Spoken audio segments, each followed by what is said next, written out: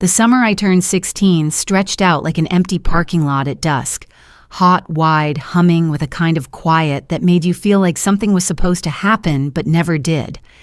I woke up every day to the thrum of cicadas and the distant rumble of trucks on the highway, my bedroom blinds casting dusty bars of sunlight over the walls like I was serving time. My parents worked long hospital shifts, coming home exhausted, smelling like antiseptic and vending machine coffee.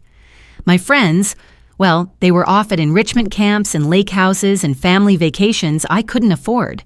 It was just me and the heat and the thick, syrupy boredom that clung to everything. My sister Maya had graduated in June and instantly dissolved into a cloud of uncertainty that followed her around like a personal storm. She had given up competitive dance after scholarships fell through, and I could tell she felt the ground shift beneath her in a way she didn't know how to talk about, so she stopped talking. She'd sit on the couch, scrolling endlessly through photos of girls she used to pirouette circles around, girls who now had shiny futures and acceptance letters pinned like medals on their timelines. Every once in a while her phone buzzed and she'd stiffen, pretend she didn't care. Pretend she didn't notice how often she checked anyway. The air in our house buzzed with unspoken frustration and a kind of restless hope that refused to die. And into that came the mall job, not even a glamorous store, just a kiosk selling phone cases and glittery pop sockets that looked like candy. Maya took the job first, then insisted I join her so she wouldn't be stuck alone with her thoughts, or worse, her dreams. The mall was its own world, frozen in fluorescent lighting and echoing with hummed pop music that shifted keys depending on which shop you stood closest to. The smell of pretzels and perfume coated everything. People moved through like they were acting out roles they'd played 1,000 times. The annoyed mom tugging a toddler's hand, the giggling clusters of teens pretending not to care who saw them, the lonely older folks looking for air conditioning and a reason to keep walking. Maya and I stood behind the counter like keepers of small, shiny treasures. She did the selling with easy charm until a group of her old dance teammates passed by, whispering and staring with pity. She could feel like a physical shove. Afterward, she'd rearrange stock with unnecessary force, pop socket trays clattering like cymbals. I handled the register because numbers didn't judge. There were moments, though, where the boredom cracked open into something else. A girl with rainbow hair told me she changed the color every time she felt stuck, like shedding skin. A boy bought a phone case with glitter floating inside and said it reminded him of snow globes his grandmother used to collect.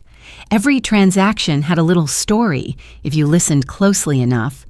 Tiny sparks of other lives brushing against ours. And then there was the arcade boy. He worked across the way, leaning against flashing lights and chiming machines, his uniform vest covered in enamel pins like badges, won in some secret war. He'd flick coins into the air, catching them behind his back, smirking like summer couldn't touch him. Maya called him a distraction. I called him a possibility. Sometimes he waved, subtle and quick, like he was testing whether I'd look his way. I always did. Days melted together until time felt slippery, like I couldn't grab hold of anything real. But the mall was full of corners you didn't notice until you needed them. Maintenance doors left ajar, stairwells that smelled like concrete and mystery, staff corridors where shadows waited for secrets to be told. One afternoon, after a particularly brutal run-in with her old dance coach, who pretended not to recognize her, Maya disappeared into one of those hidden spaces. I found her in a delivery hallway sitting on a stack of unopened boxes, staring hard at her knees, like if she looked away, she'd fall apart. She whispered that she missed the stage lights, the applause, the way the world paused for her every movement. She whispered that watching others move on made her feel like she was standing still forever. I sat beside her and told her stages weren't the only places you could glow. It sounded cheesy. She still cried, but she didn't leave. The rest of the day passed slow and golden. The sun set in long slashes of orange, visible only through skylights that tried their best to imitate the real world. Arcade Boy caught my eye and tipped his chin in a way that meant he'd been watching. waiting. Something flickered inside me, anticipation or fear, or maybe the first note of a new kind of beginning. We closed up late, metal gate rattling as it locked. Maya looped her arm through mine like she used to when we were little. She didn't say much, but the silence felt lighter, like the air finally remembered how to breathe. The walk through the parking lot was warm and alive with the hum of crickets, and I realized that even an empty lot can feel like the start of something, if you're willing to step into the wide, echoing unknown. The rest of that summer unfolded like a secret someone had forgotten to tell us, a story that kept writing itself in the half-lit corridors of the mall and in the dusky parking lot outside, where the world smelled of hot asphalt and possibility. Rachel settled into the rhythm of her days with a kind of stubborn grace, refusing to let sorrow press her down into the shape of someone unrecognizable. She would lean against the kiosk counter and banter with customers as if she were still performing on a stage, letting the glimmers of her former spotlight dance across her face like reflections in polished glass. And though she tried to hide it, each genuine smile felt like a ribbon, tying her back to herself. Arcade Boy, whose name turned out to be Luca, became a constellation in my sky, someone I tracked without meaning to, someone who moved with a kind of effortless humor that made the air lighter around him. He had a way of existing like he knew exactly how much light he gave off, and exactly who could see it, as if the world were a game and he'd already discovered all the secret levels. Every break we shared seemed like a stolen moment carved from the ordinary, tucked behind noisy machines and flickering screens where the world shrank to just the two of us.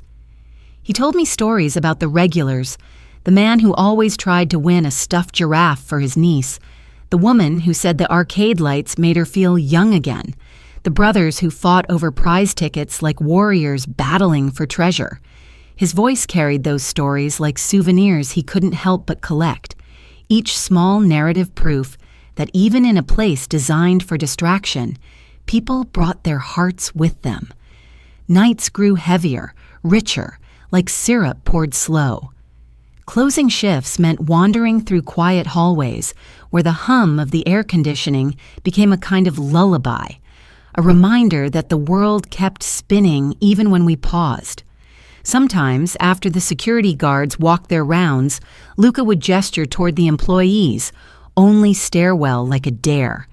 We climbed to the rooftop where the heat still radiated off tar and gravel, and the whole town spread out like a tossed blanket, stitched with headlights and porch lamps. From up there, the mall didn't feel like a cage. It felt like a vantage point, a place where decisions could be made and futures could quietly unfold. We talked about things we didn't share with others, how he wanted to draw comics, how he feared the world would laugh before it listened, how I worried that staying invisible for too long would make the world forget I existed. Rachel noticed the shift in me, the way I smiled at my phone when Luca texted or lingered by the glass railing, hoping to catch sight of him. She teased me just enough to make me blush, but there was affection in it, not jealousy. For the first time in months, I saw a spark behind her eyes when she encouraged me to take a risk, to let myself have something purely good. One evening, when business slowed and shadows stretched across the mall floor like long fingers, she nudged me and said she'd handle the kiosk while I took my break early.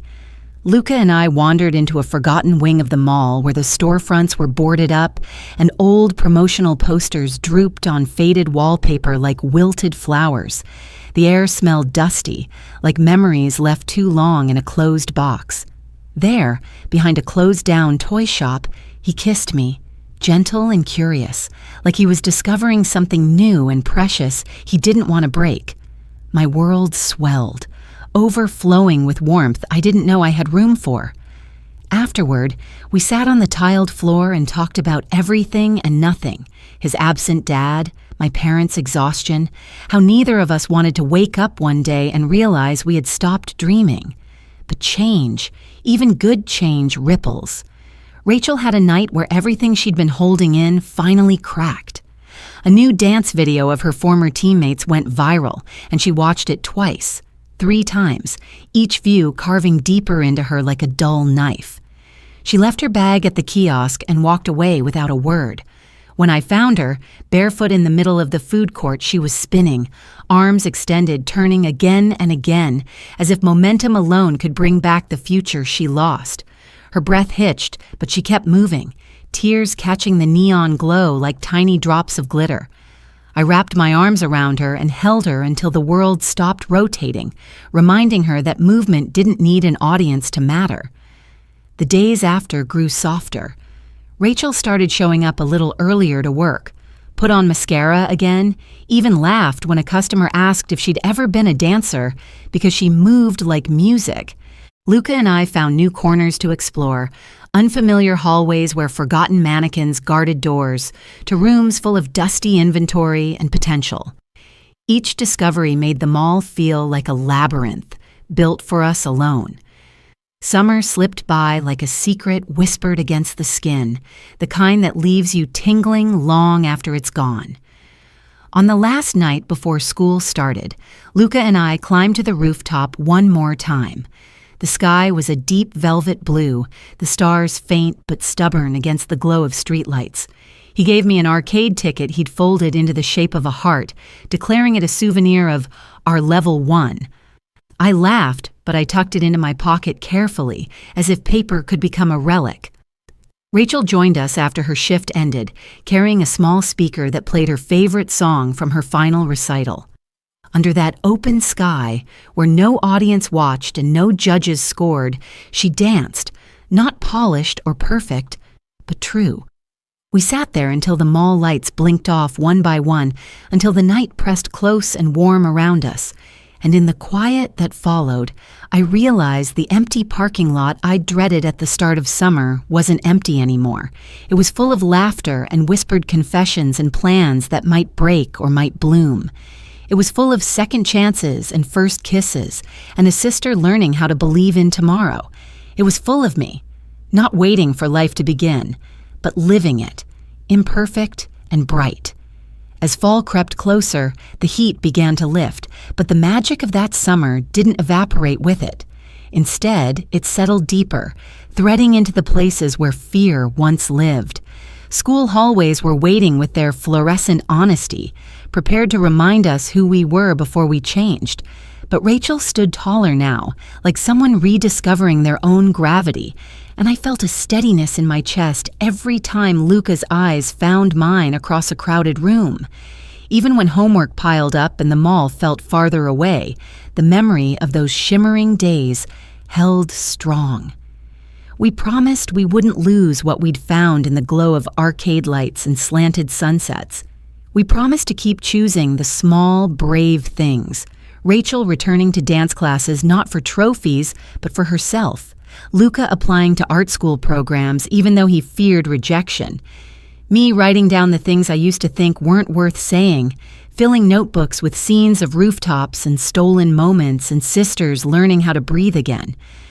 We held on to those promises tightly, knowing that the summer had opened a door we weren't done walking through. Sometimes I dream about the mall, not as a place of consumer chaos or fluorescent monotony, but as a universe that cracked open just enough to let us step through.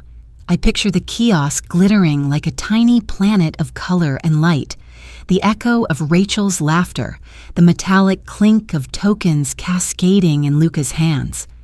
I remember the way the rooftop wind tugged at our clothes, urging us upward, farther, higher. I remember how it felt to believe that even a place designed for passing time could give birth to a moment worth keeping. And when the seasons changed completely, when the mall put up its early holiday decorations far too soon and the warmth of summer felt like a distant rumor, the memories didn't fade, they anchored. They reminded us that growth doesn't always come with applause and spotlights. Sometimes it comes quietly, in shifts too subtle for outsiders to notice, in breaths taken freely where once there was only pressure. Rachel started teaching younger kids basic dance steps in the community center on weekends, her voice strong and sure as she encouraged them to find their own rhythm.